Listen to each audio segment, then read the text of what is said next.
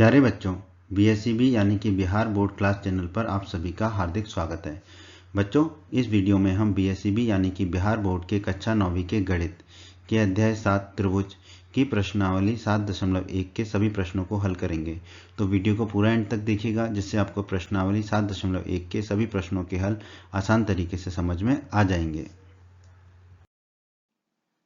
प्रश्न एक, चतुर्भुज ए सी बी डी में, ठीक है, हमें एक चतुर्भुज दिया है ए सी बी डी। ठीक है, ये चतुर्भुज दिया है, चार भुजाएं इसकी। इसमें दिया है हमें ए सी बराबर ए डी।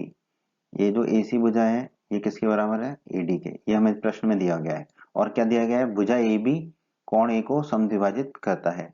ठीक है, तो ये जो ए बी भुजा है बीच में जो खींची हुई है, ये कोण ए को, ये जो पूरा कोण है उसको समद्विभाजित करता है। समद्विभाजित करने का मतलब है दो बराबर भागों में बांटता है, मतलब कि ऊपर का कोण और नीचे का कोण बराबर होंगे। ठीक है, दर्शाइए कि त्रिभुज एबीसी और त्रिभुज एबीडी सर्वांग है। ऊपर का जो त्रिभुज है एबीसी और त्रिभुज नीचे का जो है त्रिभुज एबीडी, ये दोनों सर्वांग है। ये हमें दर्शाना, सिद्ध करना है। और फिर कहा गया है कि बीसी और बीडी के बारे में आप क्या कह सकते हैं, मतलब हमें बताना है बीसी और बीडी में क्या रिश्ता है। हमें बताना है बीसी और बीडी का रिश्ता क्या कहलाता है। ठीक है, तो आइए पहले तो हम इस प्रश्न को समझे कि हमें क्या क्या दिया गया है। ठीक है, क्या दिया गया हमें? ए सी बराबर एडी दिया हुआ है।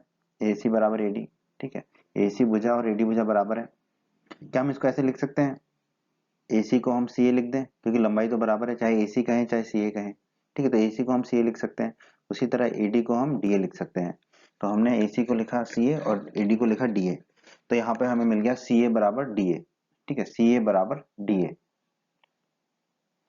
अब हमें प्रश्न और क्या देख रखा था? भुजा ए बी कोण ए को समद्विभाजित करती है। ठीक है, समद्विभाजित करती है मतलब दो बराबर कोणों में बांटती है। तो जो कोण सी ए बी है, ये सी ए बी, ये वाला जो कोण है, ये ऊपर वाला कोण किसके बराबर होगा? कोण डी ए बी के। कोण डी ए बी ये नीचे वाले कोण के बराबर होगा। ठीक है, ये दोनों कोण आपस में बराबर होंगे। हमने मान लिया कि ये दोनों कोण क्या है? एक्स है। ठीक है, ये दोनों कोण हमने मान लिए एक्स है। अब हम इस प्रश्न को आगे हल करते हैं। हमने अभी देखा सी ए बराबर डी है, ए सी बराबर ए डी दे रखा है, उसी को हमने लिखा सी ए बराबर डी है। ठीक, त्रिभुज एबीसी और त्रिभुज एबीडी में, त्रिभुज एबीसी ऊपर वाला त्रिभुज और त्रिभुज एबीडी नीचे वाला त्रिभुज में। ठीक है, सी ए बराबर डी ए, ये अभी हमने देखा, ये हमें दिया गया है। ठीक है, सी ए और डी ए बराबर हो गए। कौन सी ए बी बराबर कौन डी ए बी? कौन सी ए बी ये वाला कौन, और कौन डी ए बी ये नीचे वाला कौन, ये दोनों आपस में बराबर है। ठीक है, क्यों? क्योंकि ये भी दिया हुआ है। कैसे दिया हुआ है? ए बी भुजा जो है कोण ए को समद्विभाजित करती है, वहां से भी हमने इसको निकाला था। ठीक है, ए बी बराबर ए बी, ए बी और ए बी तो आपस में बराबर ही होंगे। ठीक है, ये भुजा, ठीक है, उभयनिष्ठ भुजा आपको पता है। ठीक है, अब आप देखिए एस ए एस, सी ए बराबर डी ए क्या है? भुजा है तो एस साइड, फिर ये कौन है? ए, फिर ए बी बराबर ए बी भुजा है, एस लिख दिया तो एस ए एस। तो एस ए एस प्रमेय से हम क्या कह सकते हैं? त्रिभुज सी ए बी सर्वांग सम होगा त्रिभुज डी ए बी का। ठीक है, तो ये इनका क्रम कैसे लिखते हैं त्रिभुज का, उसको समझिए। यहाँ पर हमने एस एस नियम लगाया है, तो साइड एंगल साइड, भुजा कोण भुजा। ठीक है, तो ऊपर वाले त्रिभुज में देखिए भुजा सी ए। ठीक है, तो नीचे वाले कोण में भुजा कौन सी ली है? D A. ठीक है, तो हमने लिखा सी ए और दूसरे त्रिभुज में हमने लिखा डी ए। ठीक है, फिर कोण, जो कोण बराबर है ए पर है, वो कोण जो बराबर है। ठीक है, वो एक कोण ए पर आ गया। फिर अगली भुजा तो ए बीच में आ गया, ए हमने बीच में लिख दिया। ठीक है, और अगली भुजा जो बराबर है वो क्या है? A B. ठीक है, तो हमने लिख दिया ए बी, ए बी दोनों त्रिभुजों में। तो इस तरह से हमने इसको सर्वांगसम सिद्ध किया। त्रिभुज सी ए बी सर्वांगसम होगा त्रिभुज डी ए बी के। ठीक है, तो इनका क्रम बहुत आवश्यक है, हम किसी भी क्रम में नहीं लिख सकते हैं इसको, क्रम आवश्यक है। ठीक है, तो ये किस नियम से हुआ? एस ए एस नियम के द्वारा, यहाँ पर हमने लिख दिया। पर क्या हमें ये सिद्ध करना था? नहीं, हमें ये सिद्ध नहीं करना था। पर सी ए बी एक सर्वांगसम है डीएबी के, तो इनका क्रम हम जो है चक्रीय क्रम बना सकते हैं। ठीक है, तो ए बी लिखा और जो सी पीछे है उसको हम आगे ला सकते हैं, तो हो गया ए बी सी। ठीक है, और डीएबी है तो जैसे सी को आगे लाया उसी तरह डी को फिर आगे लाना पड़ेगा, तो हो जाएगा ए बी डी। तो हम कह सकते हैं त्रिभुज ए बी सी और त्रिभुज ए बी डी सर्वांगसम होंगे। यही हमें सिद्ध भी करना था। ठीक है, तो कह सकते हैं कि ये हमारा पहले भाग का उत्तर हो गया इस प्रश्न के। अब जब हमने सिद्ध कर दिया त्रिभुज एबीसी और त्रिभुज एबीडी सर्वांग सम है, तो इनकी संगत भुजाएं और संगत कोण भी बराबर होंगे। तो आप ऐसे ही देखिए, इसमें भुजा एसी और एडी बराबर दे रखे थे, ठीक है। एसी भुजा और एडी भुजा बराबर दे रखे थे।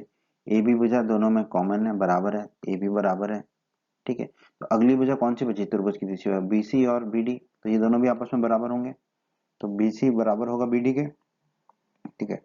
और इसको आप सर्वांग समता से भी देखिए, बीसी और बीडी आखिरी के दोनों हैं, बीसी और बीडी, ठीक है, ये दोनों आपस में बराबर होंगे। कैसे? सीपीसीटी, सीपीसीटी का हिंदी में मतलब आपको पता है, सर्वांगसम त्रिभुजों के संगत भाग बराबर होते हैं।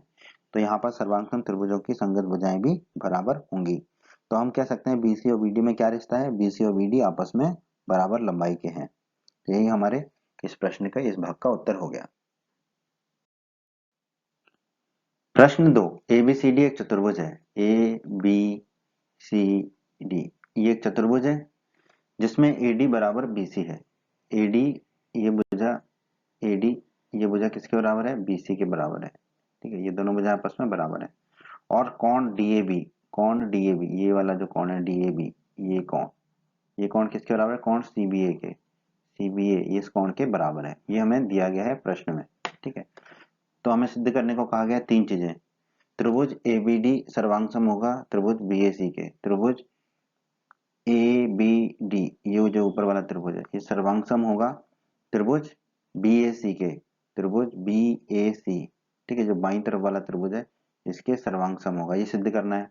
और क्या सिद्ध करना है, भुजा बीडी बराबर भुजा एसी, बीडी जो भुजा है, ये जो भुजा है वो भुजा एसी के बराबर होगी, ये सिद्ध करना है। और हमें क्या सिद्ध करना है, कोण एबीडी, कोण एबीडी, ए बी डी ये वाला जो कोण है ये कोण बराबर होगा किसके, कोण बीएसी के, बीएसी ये जो ऊपर वाला कोण है इसके ये बराबर होगा, ठीक है। ये हमें सिद्ध करना है। आइए तो सबसे पहले हम लिख लेते हैं जो भी हमें दिया गया है। हमें दिया गया एडी बराबर बीसी, ठीक है। तो इसको हम डीए बराबर सी भी लिख सकते हैं, डीए बराबर एडी को हम क्या लिख सकते हैं, डीए, और बीसी को हम क्या लिख सकते हैं, सीबी। लंबाई तो दोनों की बराबर ही होगी, ठीक है। तो एडी बराबर बीसी हमें दिया गया, जैसे हमने लिखा डीए बराबर सीबी। ये आपको समझ में आएगा कि हमने ऐसा क्यों किया, क्योंकि जो हम सर्वांग सिद्ध करेंगे उसके क्रम को सही से बताने के लिए ये हमें आसानी से समझ में आएगा, ठीक है। तो एडी बराबर बीसी की जगह हमने लिख दिया डीए बराबर सीबी, ठीक है। और हमें क्या दिया गया है, कोण डीएबी बराबर कोण सीबी, ये हमें दिया गया है, ठीक है। ये हमने लिख दिया। आइए इसको हल करते हैं। त्रिभुज ए बी डी और त्रिभुज बी ए सी में, त्रिभुज ए बी डी ये जो ऊपर वाला त्रिभुज है ये, और त्रिभुज बी ए सी, बी ए सी जो बाईं तरफ वाला त्रिभुज है ये त्रिभुज, इस त्रिभुज में हम देखते हैं डी ए बराबर सी बी। हमें ए डी बराबर बी सी दिया हुआ है, ए डी की जगह हम क्या लिख सकते हैं डी ए, और बी सी की जगह हम लिख सकते हैं सी बी, ये हमें दिया हुआ है, ठीक है। कौन डी ए बी बराबर कौन सी बी ए, कौन डी ए बी बराबर कौन सी बी ए, ये भी हमें दिया हुआ है, ठीक है। अब हमने लिखा ए बी बराबर बी ए, क्रम को उल्टा करके लिख सकते हैं ए बी बराबर बी ए, और ये ए बी बराबर ए बी लिखें या ए बी बराबर बी ए लिखें एक ही बात है। तो ये उभयनिष्ठ भुजा हो गई, ठीक है। ये हमने इसलिए लिखा ए बी बराबर बी ए क्योंकि हमें क्रम का बहुत खास ध्यान रखना है, ठीक है। आपको समझ में आएगा जब हम अभी हम इसको सर्वांगसम लिखेंगे, ठीक है। अब आप देखिए डी ए बराबर सी बी क्या है, एस यानी कि भुजा साइड, फिर डी ए बी बराबर सी बी ए एंगल, फिर ए बी बराबर बी ए ये भी साइड एस। तो अब आप देखिए अब क्रम का महत्व समझ में आएगा आपको, ठीक है। अब त्रिभुज किस क्रम में सर्वांगसम होगा, ठीक है, वो आपको समझना है। भुजा कौन भुजा, तो भुजा देखिए डी ए, ठीक है। ये भुजा डी ए लिए हमने, डी से ए तक किसके बराबर सी बी, सी से बी तक, ठीक है। फिर हम कोण पे पहुंच गए क्योंकि ऐसे है ऐसे ना, बीच में भुजा कोण भुजा बीच में कोण आ रहा है, तो पहली भुजा से हम कोण में पहुंचे, तो डी ए बराबर सी बी, ठीक है। तो सर्वांगसम लिखने के लिए हम लिख सकते हैं डी ए, और दूसरी तरफ हम लिख लेंगे सी बी, ठीक है। फिर हमारा कोण आ गया ए, कोण डी ए बी बराबर कोण सी बी है, ये कोण हो गया, ठीक है।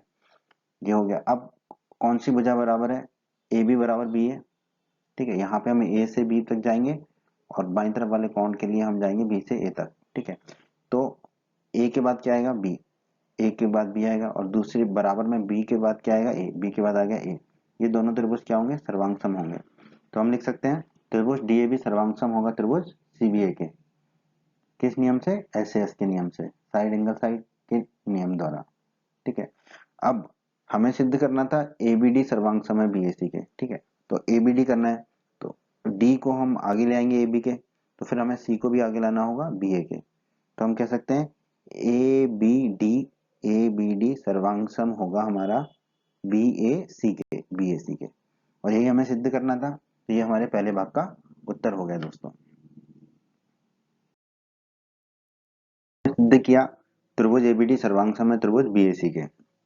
ठीक है, तो हम कह सकते हैं बी डी बराबर ए सी, बी डी बराबर ए सी, क्योंकि सर्वांग त्रिभुजों के संगत भाग जो है वो बराबर होंगे, सीपीसीटी अंग्रेजी में इसे हम लिखते हैं। ठीक है, तो ये हमारा उत्तर हो गया दूसरे भाग का, जो हमें सिद्ध करना था बी डी बराबर ए सी, क्योंकि ए बी डी और बी ए सी त्रिभुज सर्वांग है तो इनकी संगत भुजाएं भी बराबर होंगी दोनों कोणों की। तो बी डी जो संगत भुजा है वो किसके बराबर होगी, ए सी के। बी डी जो भुजा है वो किसके बराबर होगी, ए सी के। बी डी भुजा जो है वो बराबर हो जाएगी ए सी के। ठीक है, किस क्रम से, जो त्रिभुज सर्वांग हमने लिखा है उसके क्रम के हिसाब से हम देख लेंगे। ठीक है, तो जो तीसरे भाग में दिया गया है कौन एबीडी बराबर कौन बीएसी होगा।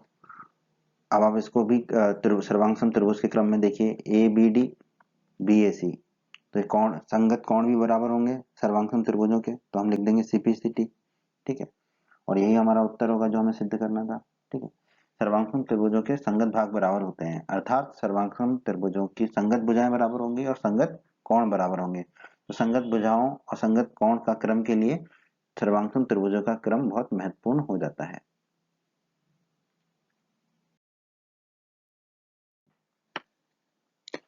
प्रश्न 3, एक रेखाखंड AB पर, रेखाखंड आपको दे रखा है AB। ठीक है, ये रेखाखंड है AB पर AD और BC दो बराबर लंब रेखाखंड है। AD और BC ये दोनों बराबर हैं, तो हमने लिख दिया दोनों बराबर हैं, और लंब रेखाखंड है। लंब, लंब का मतलब होता है 90 डिग्री, तो ये 90 डिग्री का कोण बना रहे हैं AB पर। ठीक है, दोनों ही BC और AD दोनों 90 डिग्री के कोण बना रहे हैं AB के साथ। ठीक है, तो दर्शाइए कि CD ये जो है C से लेके D तक, ये CD जो है रेखाखंड AB को, AB जो रेखाखंड है उसको समद्विभाजित करता है। समद्विभाजित करता है मतलब कि दो बराबर भागों में बांटता है, मतलब कि OB और OA आपस में बराबर होंगे। ठीक है, तो इसको हल करते हैं। तो जो दिया गया है उसको लिख लेते हैं हम पहले। AD और BC बराबर है, ये दिया गया AD बराबर BC लिख लिया हमने।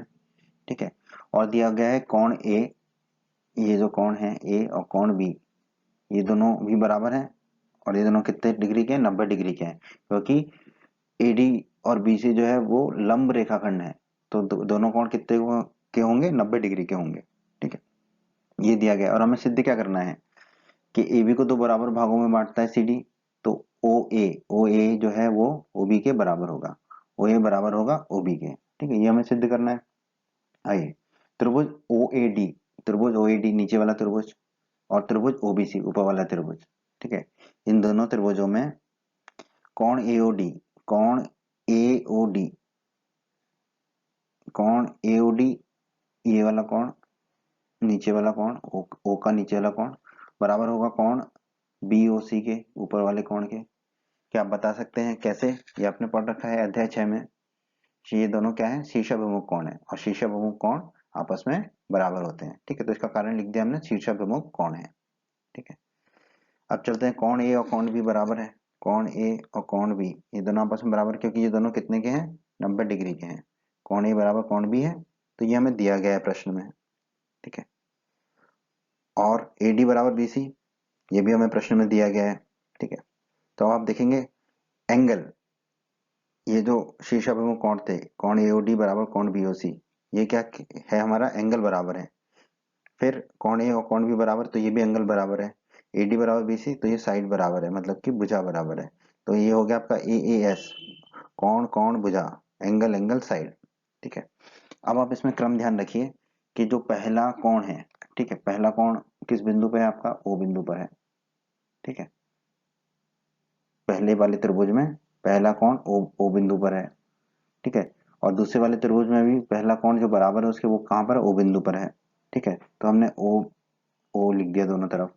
ठीक है, दूसरा कोण जो 90 डिग्री का है वो पहले त्रिभुज में कहाँ पर है, ए पर है, तो हम लिख देंगे ए। दूसरे त्रिभुज में 90 डिग्री का कोण जो बराबर है ए के वो कहाँ पर है, बी। ठीक है, और जो भुजा है वो ए डी, पहले वाले त्रिभुज में ए डी है तो ए के बाद क्या आएगा, डी। दूसरे वाले त्रिभुज में बी के बाद क्या है, भुजा कौन सी बराबर, बी सी, तो ये हो जाएगा सी। और इन दोनों के बीच में हम लगा देंगे सर्वांग सम। तो हम कह सकते हैं कि त्रिभुज ओएडी सर्वांग सम है त्रिभुज ओबीसी के। ठीक है, किस नियम से, एएस के नियम से। ठीक है, ये हो गया। अब आप देखिए, अगर ओईडी त्रिभुज और ओबीसी त्रिभुज सर्वांग सम है तो इनके संगत भाग भी बराबर होंगे, यानी कि संगत भुजाएं और संगत कोण बराबर होंगे।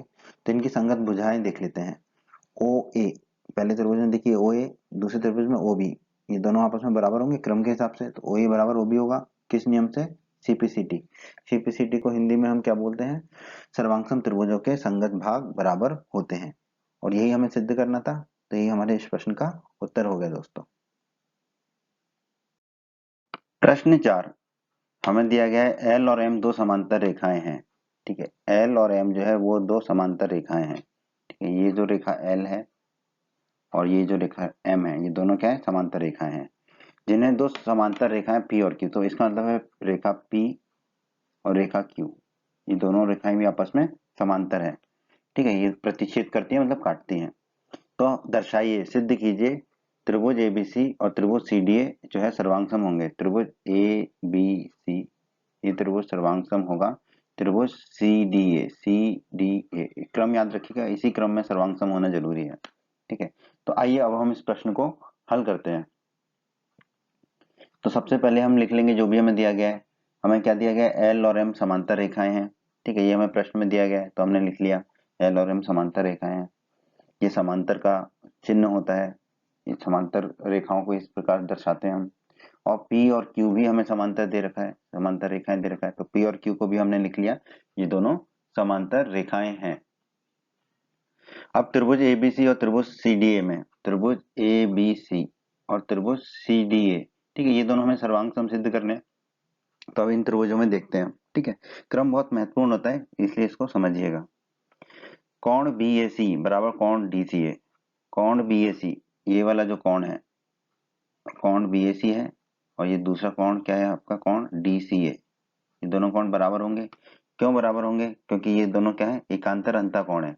एकांतर अंतःकोण है, पर किस वजह से है, क्योंकि जो आपको दिया गया है P और Q, P और Q ये दोनों क्या दे रखी हैं आपको, समांतर रेखाएं दे रखी हैं। P और Q समांतर रेखाएं हैं। ठीक है, तो ये दोनों कोण बराबर होंगे, क्योंकि दोनों कोण क्या है, समांतर रेखाओं के एकांतर अंतःकोण है। और ये हमने अध्याय 6 में पढ़ा था कि दो समांतर रेखाओं के एकांतर अंतःकोण बराबर होते हैं। अब हमने लिखा AC बराबर सी ए, AC बराबर सी ए, क्योंकि हमें एक क्रम बनाना है इसलिए हमने AC बराबर सी ए लिखा, क्योंकि AC हो या सी हो वो एक ही लंबाई है, दोनों की बराबर है। और ये भुजा क्या है, उभयनिष्ठ है। ठीक है, अब हमने देखा कोण ACB बराबर कोण CAD। कोण ACB, ये वाला जो कोण है, कोण ACB, नीचे वाला कोण है कोण ACB और ऊपर वाला कोण है कोण CAD। ठीक है, ये दोनों कोण आपस में बराबर होंगे। क्यों, क्योंकि ये दोनों कोण क्या, एकांतर अंतःकोण है, एकांतर अंतःकोण है। और जो भुजा आपकी एल और एम है, जो रेखाएं एल और एम है वो क्या है, समांतर रेखाएं दे रखी हैं, एल और एम समांतर रेखाएं हैं। तो हमें पता है समांतर रेखाओं के एकांतर अंतःकोण बराबर होते हैं। संबंध, तो ये दोनों कोण बराबर होंगे आपके, कोण एसीबी बराबर कोण सीएडी। ठीक है, अब आप देखिए जो बीएससी बराबर डीसीए था वो क्या है, कौन है, तो ए लिख दिया एंगल। एसी बराबर सी ए, भुजा है तो साइड एस लिख दिया। एसी भी बराबर सी ए डी है तो ये भी कौन है, तो इसको एंगल ए लिख दिया। तो हम कह सकते हैं ए ऐसे प्रमेय से, ठीक है, ए ऐसे प्रमेय से, ए ऐसे नियम से। ठीक है, त्रिभुज ए सी बी सर्वांग होगा त्रिभुज सी ए डी की। ठीक है, अब आप इसको समझिए, त्रिभुज सी ए डी, तो जो पहला त्रिभुज है त्रिभुज एबीसी, ठीक है, उसमें कौन सा कोण बराबर है आपका, कोण ए, ये कोण बराबर है। और दूसरे त्रिभुज कोण सी डी ए में कौन सा कोण बराबर है, कोण सी। ठीक है, तो पहले में हम लिख देंगे ए, दूसरे में हम लिख देंगे सी। ठीक है, फिर ए सी बराबर सी ए है, तो ए के बाद क्या आ जाएगा, सी, सी आ गया। दूसरे में सी के बाद क्या आ जाएगा ए, सी ए आ गया। अब आखिरी में देखिए ए सी बी और यहाँ पर है सी ए डी, तो इसको हम लिख देंगे ए सी बी और सी ए डी, और जो बच गया अंत में वही आ जाएगा आपका बी और डी। ठीक है, तो हम कह सकते हैं त्रिभुज एसीबी सर्वांग सम है त्रिभुज सी ए डी के। ठीक है, किस नियम से? ए ऐसे नियम से। ठीक है, लेकिन हमें सिद्ध करना है एबीसी बराबर सी डी है, सर्वांग सम है। ठीक है, तो हम कह सकते हैं एबीसी सर्वांग सम सी डी होगा। क्यों? क्योंकि हमें बस क्रम को ही बदलना है। ठीक है, जो बी दे रखा है उसको बीच में ले आएंगे और सी जो दे रखा है उसको अंत में ले जाएंगे, तो ये बन जाएगा ए बी सी। तो अगर ऐसा किया तो दूसरी तरफ भी वैसा ही करना पड़ेगा, सी तो वैसा ही रहेगा, डी को बीच में ले आएंगे और ए को आखिरी में ले जाएंगे, आखिरी वाले को बीच में ले आएंगे और बीच वाले को आखिरी में ले जाएंगे। यही हमने एबीसी में किया था। ठीक है, तो ये त्रिभुज एबीसी और त्रिभुज सी डी दोनों त्रिभुज क्या हो गए? सर्वांग सम हो गए, और यही हमें सिद्ध करना था। तो यही हमारे इस प्रश्न का उत्तर भी है।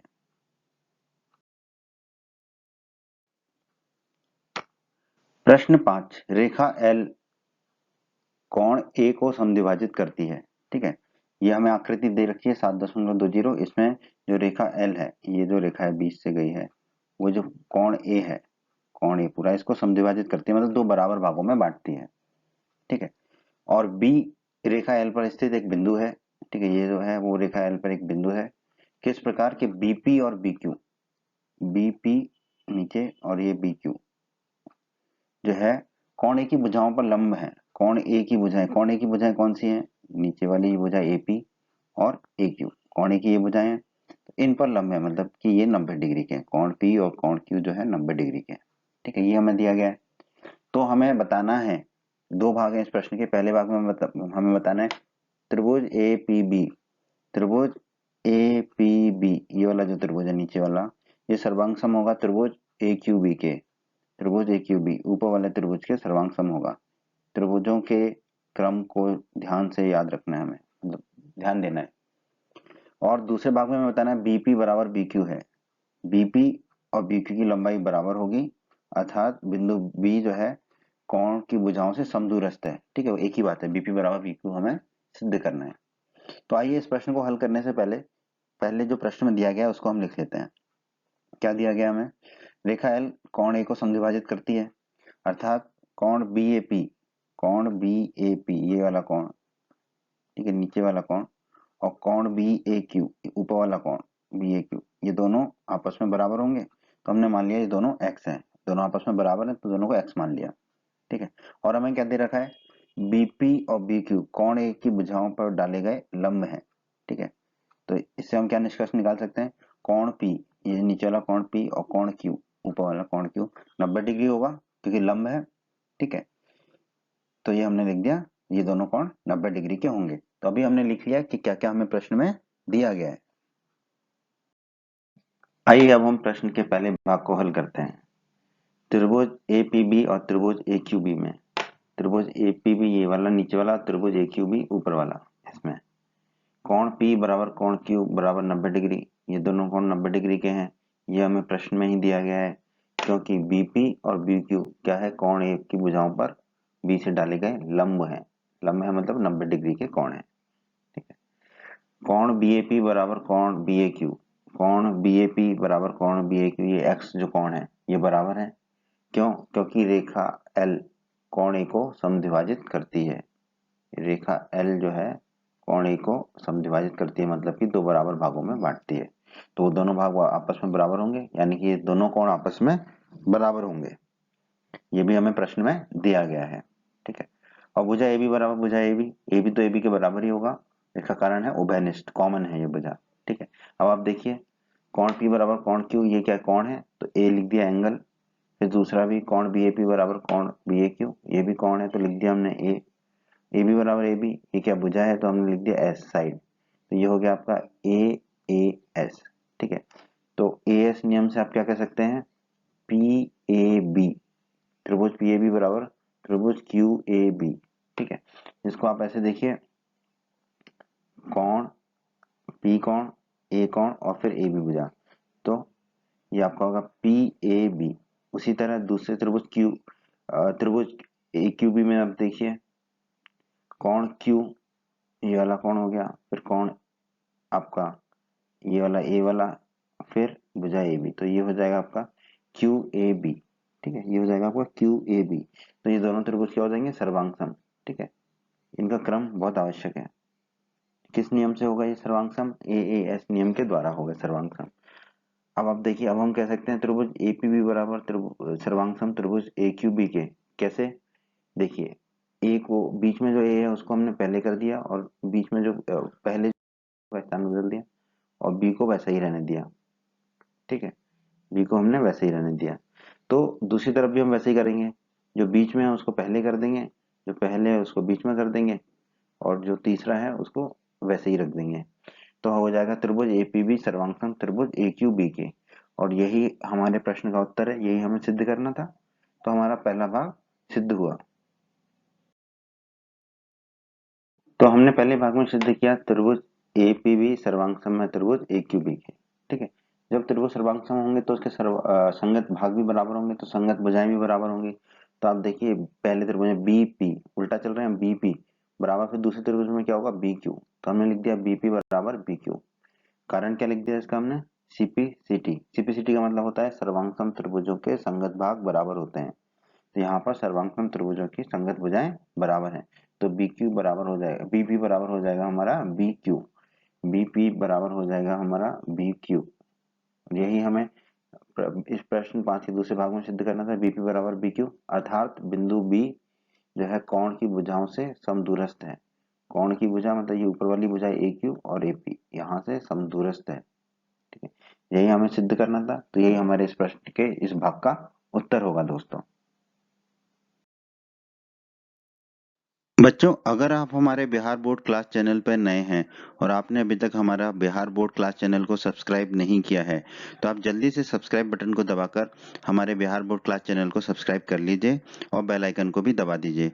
इससे आपको क्या फ़ायदा होगा कि जब भी हमारे चैनल पे कोई भी नया वीडियो आएगा तो उसका नोटिफिकेशन सबसे पहले आपको मिलेगा, और जब भी आप यूट्यूब पर कोई वीडियो सर्च करेंगे तो हमारा बिहार बोर्ड के वीडियोज़ आपको सर्च में ऊपर नज़र आने लगेंगे।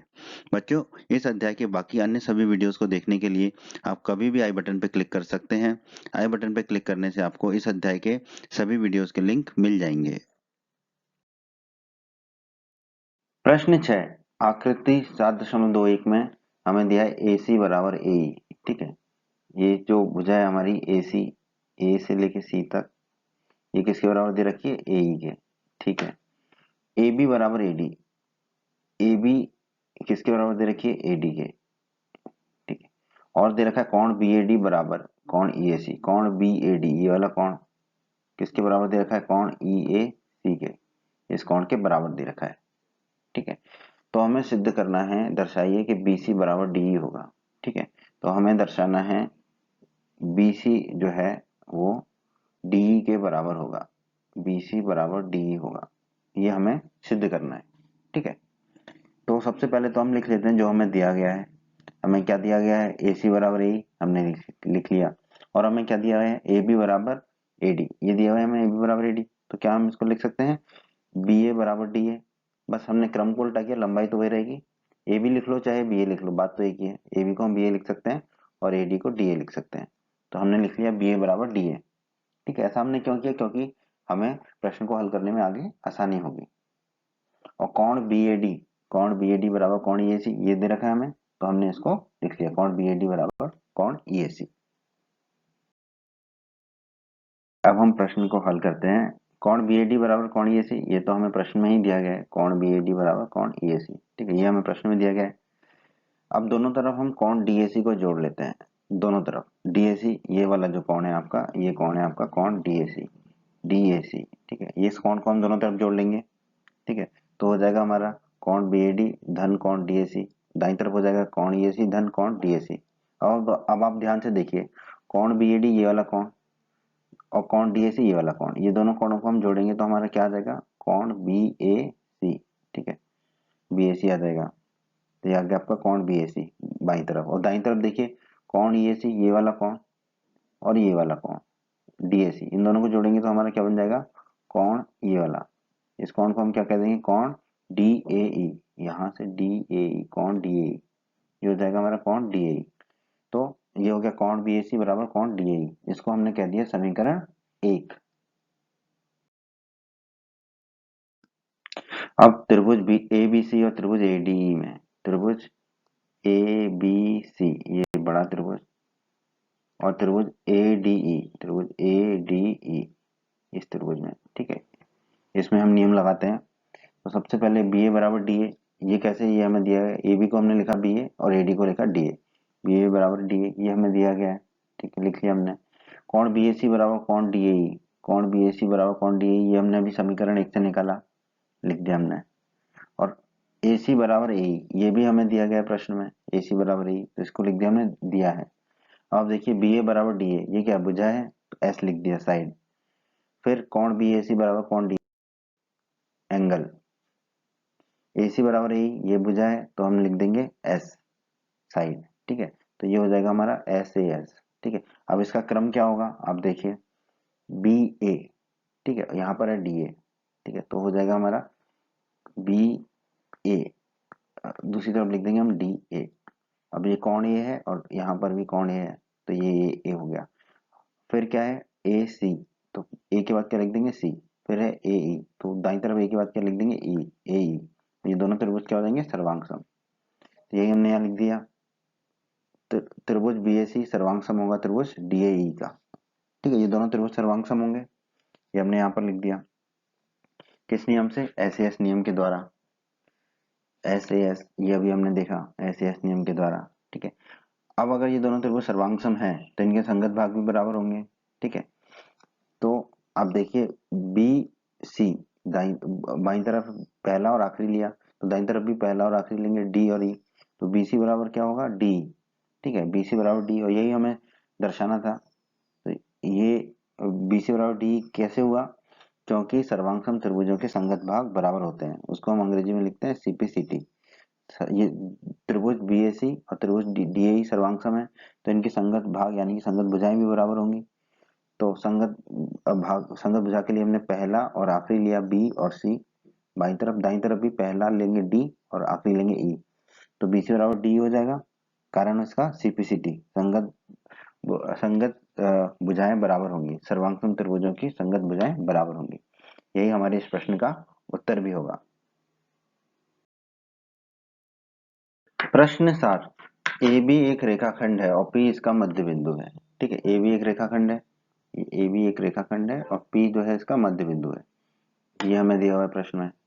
फिर क्या दिया डी और ई, डी और ई, डी और ई रेखाखंड ए बी के एक ही ओर स्थित दो मध्य बिंदु, एक ही ओर मतलब ऊपर की तरफ स्थित दो बिंदु इस प्रकार हैं कि कोण बी ए डी, कोण बी ए डी, कोण B A D, bad bad यानी बुरा, कोण बी ए डी ये वाला जो कोण है वो कोण किसके बराबर है, कोण ए बी ई के, कोण ए बी ई, ठीक है, ये वाले कोण के बराबर है, ये दोनों कोण बराबर दे रखे हैं।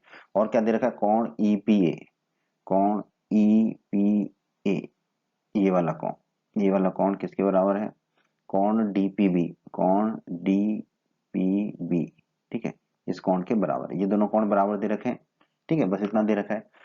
तो हमें क्या सिद्ध करना है, त्रिभुज डी ए पी, त्रिभुज डी ए पी ये वाला जो त्रिभुज है, ठीक है, ये त्रिभुज सर्वांगसम होगा त्रिभुज ई बी पी के, त्रिभुज ई बी पी इसके सर्वांगसम होगा, ठीक है, ये दोनों त्रिभुज सर्वांगसम होंगे।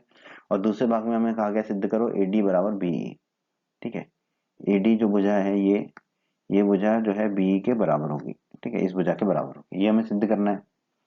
तो सबसे पहले तो हम लिख लेते हैं जो हमें दिया गया है, हमें दिया गया है बिंदु P रेखाखंड AB का मध्य बिंदु है, ठीक है, बिंदु P रेखाखंड AB का मध्य बिंदु है, तो AP बराबर क्या हो जाएगा हमारा BP, क्योंकि P जो है AB का मध्य बिंदु है तो AP बराबर हो जाएगा BP, ये हमने लिख दिया AP बराबर BP। और हमें क्या दिया है कोण BAD, ये जो है कोण BAD बराबर कोण AB, तो कोण BAD बराबर कोण AB लिख दिया हमने। इसको हम और लिख सकते हैं कोण A बराबर कोण B, क्योंकि ये अकेला ही कोण है तो कोण A बराबर कोण B, आसानी होगी हमारे लिए। और दिया हुआ है कोण EPA बराबर कोण DPB, तो हमने लिख दिया कोण EPA बराबर कोण DPB, ठीक है, तो जो दिया गया वो अभी हमने लिख लिया। ये अब हम इस प्रश्न को हल करते हैं, कोण EPA बराबर कोण DPB ये हमें दिया गया है प्रश्न में, तो हमने लिख लिया। अब दोनों तरफ कोण ईपीडी को जोड़ते हैं। कोण ईपीडी कौन सा है? ये वाला कोण है, कोण ईपीडी, ये कोण है, इसको जोड़ते हैं दोनों तरफ, जोड़ सकते हैं दोनों तरफ बराबर चीजों को, तो हो जाएगा हमारा कोण ईपीए धन कोण ईपीडी बराबर कोण डीपीबी धन कोण ईपीडी। अब आप ध्यान से देखिए, ईपीए ये वाला जो कोण है, ईपीए ये कोण और ईपीडी ये लाल वाला कोण, ये दोनों कोण मिलके क्या हो जाएंगे हमारे, बताइए, एपीडी हो जाएगा। तो इसको लिख दिया हमने कोण एपीडी। उसी तरह दाईं तरफ देखिए, कोण डीपीबी, कोण डीपीबी ये नीचे वाला कोण धन ये लाल वाला कोण, ये दोनों कोण मिलके क्या हो जाएंगे, कोण बीपी। ठीक है, तो इसको लिख देंगे हम कोण बीपी। ठीक है, तो इसको हमने लिख दिया कोण बीपी। तो ये हो गया हमारा समीकरण 1।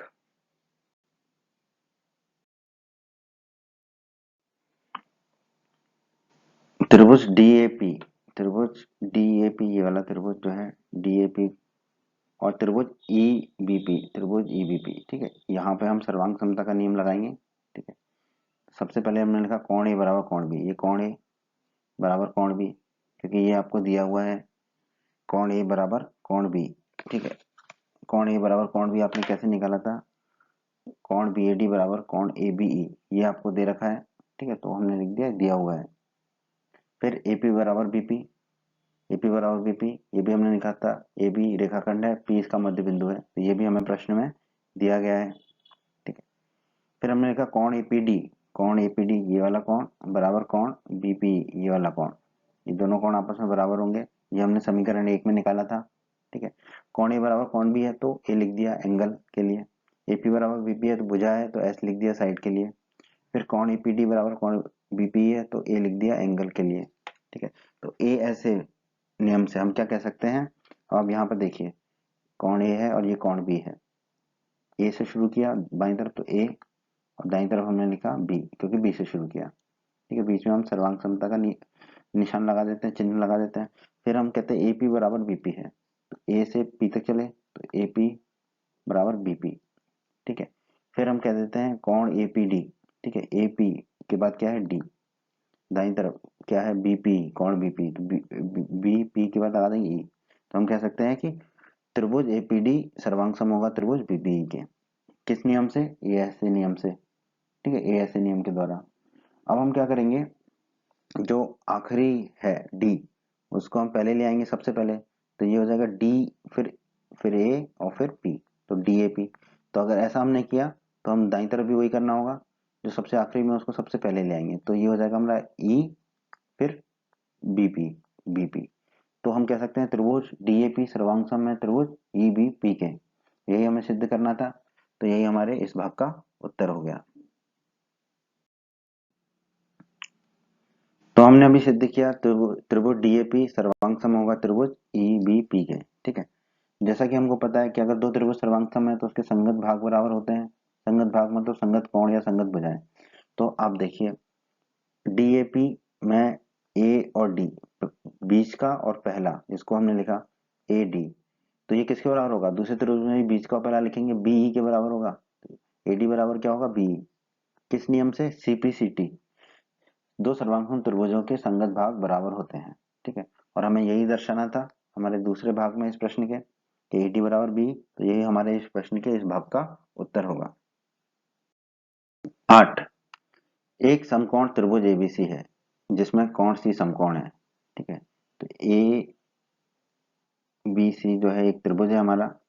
ठीक है, इस त्रिभुज में कोण सी समकोण है, एम कर्ण ए बी का मध्य बिंदु है, ये ए बी का मध्य बिंदु है मतलब कि बी एम और ए एम बराबर होंगे।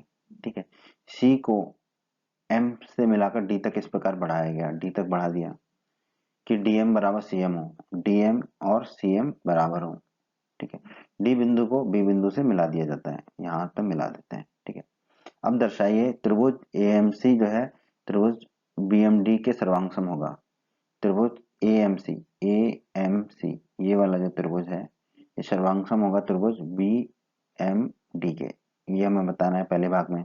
दूसरे भाग में हमें बताना है त्रिभुज डीबीसी एक समकोण होगा, त्रिभुज डीबीसी ये एक समकोण होगा मतलब 90 डिग्री का होगा। तीसरे भाग में हमें बताना है त्रिभुज डीबीसी, त्रिभुज डीबीसी ये वाला त्रिभुज जो है वो त्रिभुज सर्वांग सम होगा त्रिभुज ACB के सर्वांग सम होगा, ये हमें बताना है। और चौथे भाग में हमें बताना CM बराबर 1/2 AB। जो CM है ये जो है CM है, ये AB का आधा होगा। ठीक है, तो इन चारों भागों को हम एक एक करके हल करेंगे।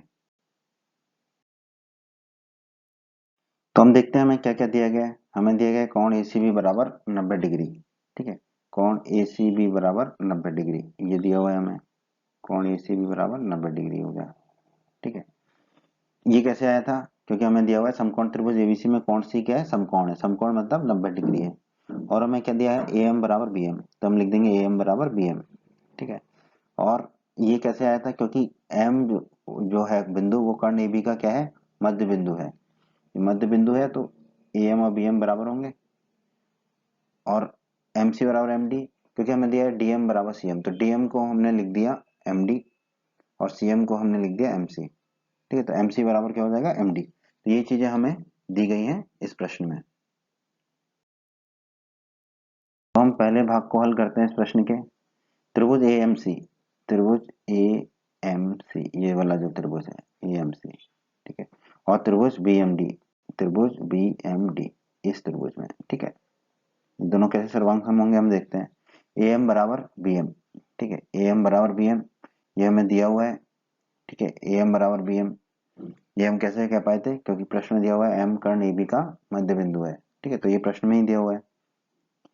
कोण AMC बराबर कोण BMD, AMC बराबर BMD, ये वाला कोण जो है AMC बराबर BMD, ये कोण बराबर होंगे कैसे, आपको पता होगा, आपने अध्याय 6 के वीडियोस में देखा होगा। हमने अध्याय 6 के वीडियो में बताया था ये दोनों कोण क्या है, शीर्षाभिमुख कोण है, और शीर्षाभिमुख कोण हमेशा बराबर होते हैं। तो ये दोनों कोण क्या होंगे, आपस में बराबर होंगे। और MC बराबर MD, क्योंकि हमें दे रखा है DM बराबर CM, तो DM को लिखा हमने MD और CM को लिखा MC, तो MC बराबर MD ये भी हमें प्रश्न में ही दिया हुआ है। अब आप देखिए AM बराबर BM, ये साइड है S भुजा, तो हमने S लिख दिया। फिर अगला क्या है हमारा कोण है, तो हम A लिख देंगे। तीसरा MC बराबर MD क्या है, हमारी भुजा है, तो हम S लिख देंगे। ठीक है, तो SS नियम से अब आप देखिए AM बराबर BM था हमारा, तो हम A से चले M तक, और दूसरे त्रिभुज में हम B से चले M तक। ठीक है, तो हम पहले त्रिभुज में लिख देंगे AM और दूसरे त्रिभुज में हम लिख देंगे BM। ठीक है, सर्वांग सम हम लगा देते हैं। फिर हम कोण देखिए AMC, ठीक है, M वाला कोण आ गया, M वाला कोण आ गया AMC, और BMD M वाला ही कोण आ गया, तो फिर M रहेगा हमारा। ठीक है, फिर भुजा MC, M से C तक, और दूसरे त्रिभुज में भुजा MD। ठीक है, तो फिर लिख देंगे हम C और यहाँ पे लिख देंगे हम दाईं तरफ D। तो हम कह पाएंगे कि त्रिभुज AMC सर्वांग सम होगा त्रिभुज BMD के। ठीक है, त्रिभुज AMC और त्रिभुज BMD क्या होंगे, सर्वांग सम होंगे। किस नियम से, SAS नियम के द्वारा। और त्रिभुज AMC सर्वांग सम होंगे त्रिभुज BMD के, यही हमें दर्शाना था। तो यही हमारे इस प्रश्न का उत्तर हो गया दोस्तों, इस प्रश्न के इस भाग का उत्तर हो गया। अभी हमने सिद्ध किया त्रिभुज AMC सर्वांग सम है त्रिभुज BMD के। ठीक है, तो इसके संगत भाग भी बराबर होंगे, तो कोण ACM। ठीक है, अब देखिए पहला, आखिरी और बीच का ACM। ठीक है, उसी तरह दाईं तरफ भी होगा, पहला B, आखिरी का D और फिर मध्य का M, तो BDM ये दोनों कोण आपस में बराबर होंगे।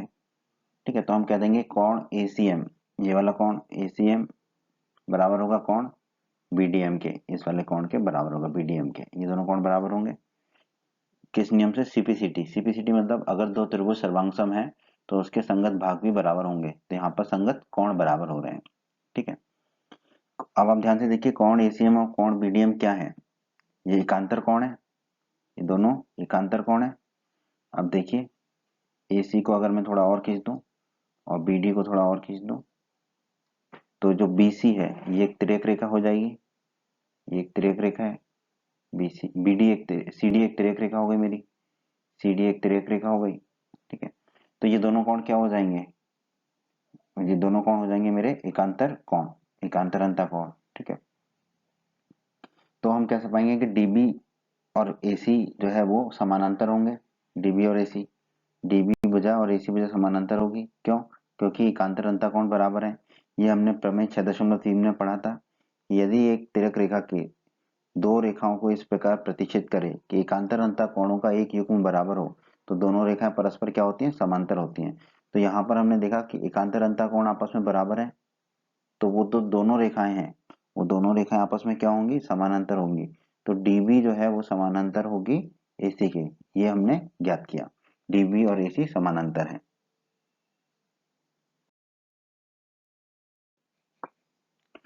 कोण एसीबी बराबर 90 डिग्री, ये हमें दिया हुआ है प्रश्न में, तो हमने लिख दिया कोण एसीबी बराबर 90 डिग्री, क्योंकि कोण सी क्या है, समकोण है। ठीक है, ये हमें दिया हुआ है प्रश्न में। डीबी जो है समानांतर है एसी के, ये अभी हम सिद्ध कर चुके हैं।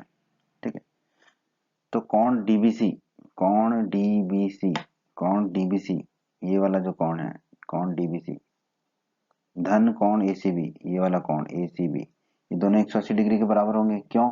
क्योंकि हमने अध्याय 6 के वीडियोस में पढ़ा था, प्रमेय 6.4 में, एक तिर्यक रेखा। ठीक है, तो यहाँ पर तिर्यक रेखा कौन सी, याद रखिए, यहाँ पर तिर्यक रेखा है बीसी, ये तिर्यक रेखा है। ठीक है, तिर्यक रेखा बीसी दो समानांतर रेखाओं, समानांतर रेखाएं कौन सी हैं, डीबी और एसी को प्रतिच्छेद करे। ठीक है, डीबी और एसी को प्रतिच्छेद करे, तो तिर्यक रेखा के एक ही ओर के, एक ही ओर के, तिर्यक रेखा के एक ही ओर मतलब ऊपर के, देखिए दोनों कोणों का योग कितना होगा, 180 डिग्री होता है। तो वही हमने लिखा है यहाँ पर, दोनों कोणों का योग 180 डिग्री। एसी भी हमें पता है कितना दे रखा है हमें, 90 डिग्री, तो हम एसी बी की जगह क्या रख देंगे, 90 डिग्री। तो हो जाएगा कोण डीबीसी धन 90 डिग्री बराबर 180 डिग्री। अब ये 90 डिग्री हमारा दाईं तरफ चला जाएगा, तो ऋण के 90 डिग्री हो जाएगा। तो कोण डीबीसी बराबर हो जाएगा 180 डिग्री ऋण 90 डिग्री। 180 में से 90 जाएगा तो हमें मिलेगा, बचेगा 90। तो कोण डीबीसी बराबर क्या हो जाएगा, 90 डिग्री। ठीक है, कोण डीबीसी बराबर भी हो गया 90 डिग्री। 90 डिग्री हो गया कोण डीबीसी, तो कोण डीबीसी क्या हो गया, समकोण त्रिभुज हो गया। यही हमारा उत्तर होगा इस भाग का।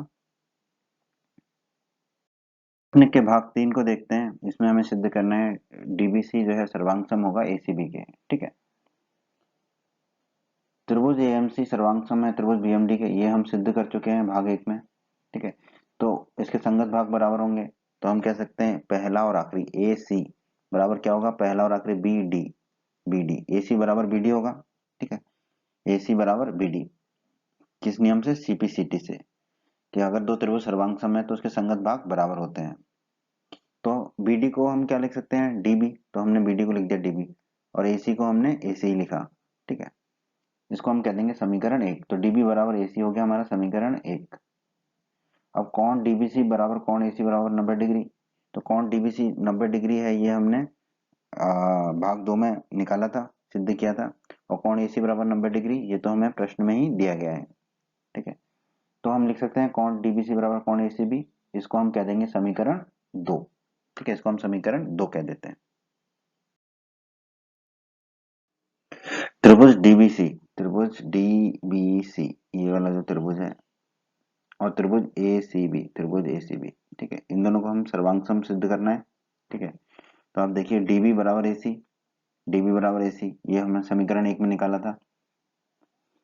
कौन डीबीसी बराबर कौन एसीबी, कौन डीबीसी बराबर कौन एसीबी, ये दोनों 90 डिग्री है, ये हमने समीकरण 2 में लिखा था। ठीक है, बीसी बराबर एबी, ये बीसी बराबर सीबी, बीसी बराबर सीबी, तो बीसी और सीबी बराबर होंगे, ये क्योंकि ये क्या उभयनिष्ठ है।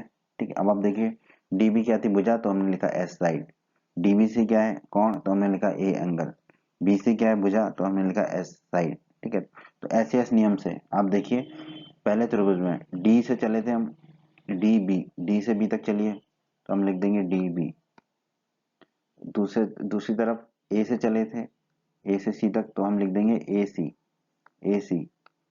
ठीक है, बीच में सर्वांग सम लगाते हैं। फिर कोण बी और कोण सी, तो बी लिख दिया हमने, सी लिख दिया बीच में। फिर बी सी, बी से चले हम सी तक।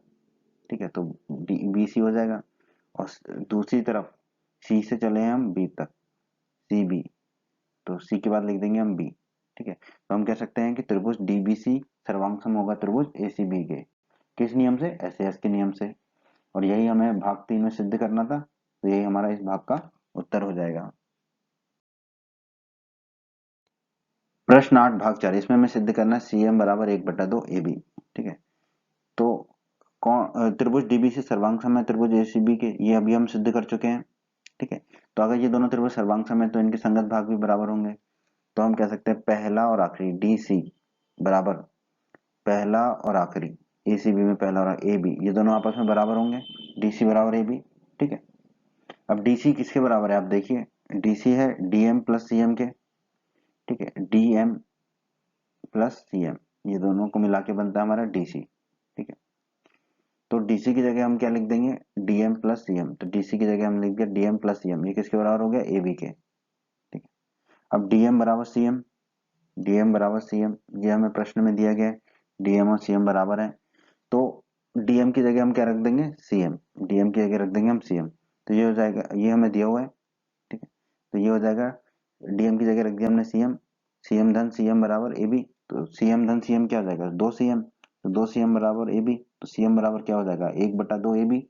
यही हमें सिद्ध करना था, तो यही हमारा इस प्रश्न के इस भाग का उत्तर होगा। उम्मीद करते हैं बच्चों आपको हमारा ये वीडियो पसंद आया होगा। बच्चों अगर आप बिहार बोर्ड क्लास चैनल पर नए हैं और आपने अभी तक हमारे चैनल को सब्सक्राइब नहीं किया है तो सब्सक्राइब बटन को दबाकर जल्दी से चैनल को सब्सक्राइब कर लीजिए और बेल आइकन को भी दबा दीजिए। इससे आपको क्या फ़ायदा होगा, जब भी हमारे चैनल पर कोई भी नया वीडियो आएगा तो उसका नोटिफिकेशन सबसे पहले आपको मिलेगा, और जब भी आप यूट्यूब पर वीडियोज़ को सर्च करेंगे तो हमारे चैनल के वीडियोज़ आपको ऊपर नज़र आने लगेंगे। आप हमारे वीडियोस को अपने साथी छात्रों के साथ, दोस्तों के साथ व्हाट्सएप और फेसबुक पर अवश्य शेयर कीजिए, जिससे आपके दोस्तों को भी लाभ हो सके। आपको वीडियो पसंद आया है तो वीडियो को लाइक अवश्य करें, और इस अध्याय के अन्य सभी वीडियोस को देखने के लिए आई बटन पर क्लिक करें। आई बटन पर क्लिक करने से आपको इस अध्याय के सभी वीडियोस के लिंक प्राप्त हो जाएंगे। धन्यवाद बच्चों।